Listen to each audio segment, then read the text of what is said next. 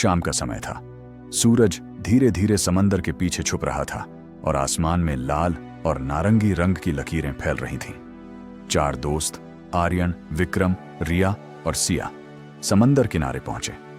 वे हंसते खेलते थे, लेकिन हवा में कुछ अजीब सा माहौल था। आर्यन ने कहा, यार, इस किनारे पर कुछ अजीब लगता है, जैसे कोई हमें देख रहा हो। विक्रम ने हंसते हुए कहा, पागल हो क्या, बस हवा है, डरने की कोई बात नहीं। रिया ने कांपते हुए कहा, मुझे सच में कुछ दिखाई दिया, कोई काला साया। चारों धीरे धीरे उस साए की ओर बढ़े। किनारा सुनसान था, सिर्फ लहरों की आवाज और हवाओं की सरसराहट थी। सिया ने चुपचाप कहा, मैं थोड़ी देर के लिए यहां नहीं रुक सकती, चलो चलते हैं। जैसे ही वे पीछे मुड़े, धुंध में कोई चल रहा साया दिखाई दिया। यह साया तेजी से उनके पास आया। सिया जोर से चिल्लाई, देखो, वो क्या था? विक्रम ने कहा, भागो जल्दी। चारों दौड़ पड़े। लहरें उनके पैरों पर थप्पड़ मार रही थीं। बाल भीग गए, मगर उनका डर और भी बढ़ गया। आर्यन ने घबराते हुए कहा, समुद्र के पास मत जाना, अंदर झोपड़ी है। रिया हकलाते हुए बोली, लेकिन वो पीछा कर रहा है। वे एक पुरानी झोपड़ी तक पहुंचे, दरवाजा बंद किया और अंदर छिप गए। झोपड़ी में सिर्फ धूल और पुरानी चीजें थीं, मगर वहां भी अजीब सी ठंडक महसूस हो रही थी। आर्यन ने फुसफुसाया, शांत रहो, कोई आवाज मत करो। सिया ने कांपते हुए कहा, जैसे भूत अंदर भी आ रहा हो। तभी दरवाजा अपने आप धीरे धीरे खुला। काली धुंध अंदर फैल गई। विक्रम ने डरते हुए कहा, हम बाहर नहीं जा पाएंगे। रिया ने हकलाते हुए कहा, ये असली भूत है, हम सिर्फ कहानी नहीं पढ़ रहे। साया उनके चारों ओर घूमने लगा। लाइट की एक झलक भी नहीं थी, सिर्फ धुंध और डर। आर्यन ने कहा, हमें कुछ करना होगा, मिलकर। अगर डरेंगे तो यही खत्म हो जाएगा।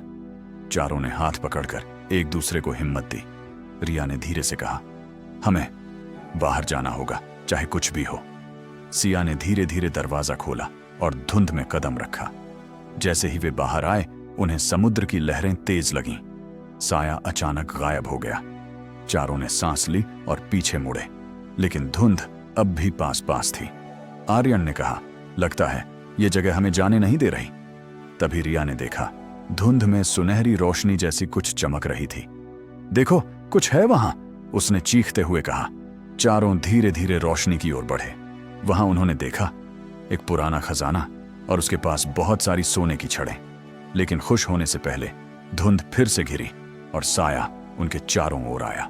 विक्रम ने कहा, हमारे पास समय नहीं है, भागो। चारों दौड़े, लहरों और हवा के बीच। अचानक उन्हें ऐसा लगा जैसे कोई हाथ उनके कंधे पर छू गया हो। सिया ने चीखते हुए कहा, मुझे छोड़ो, मुझे छोड़ो। रिया ने पीछे मुड़कर देखा, काला साया उनके साथ दौड़ रहा था। आखिरकार चारों पूरी ताकत से घर पहुंचे, दरवाजा बंद किया और भीतर छिप गए। थोड़ी देर बाद उन्होंने देखा कि धुंध और साया गायब हो चुका है। समुद्र किनारा फिर से शांत हो गया, सिर्फ लहरों की आवाज और ठंडी हवा। चारों ने एक दूसरे को देखा, डर के बावजूद थोड़ी राहत महसूस की। लेकिन क्या वे वास्तव में सुरक्षित थे, या समुद्र किनारे की यह जगह हमेशा के लिए उनके पीछे बनी रही?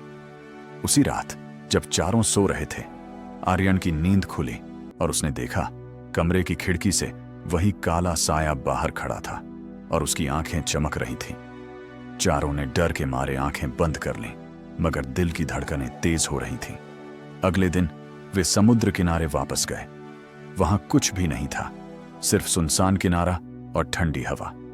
लेकिन चारों जानते थे कि वह साया कहीं दूर से उन्हें देख रहा था और एक दिन वह फिर लौट सकता था। समुद्र का किनारा शांत लग सकता है, लेकिन वहां कुछ ऐसा है जो सिर्फ धुंध में छिपा रहता है और जो कभी भी सामने आ सकता है।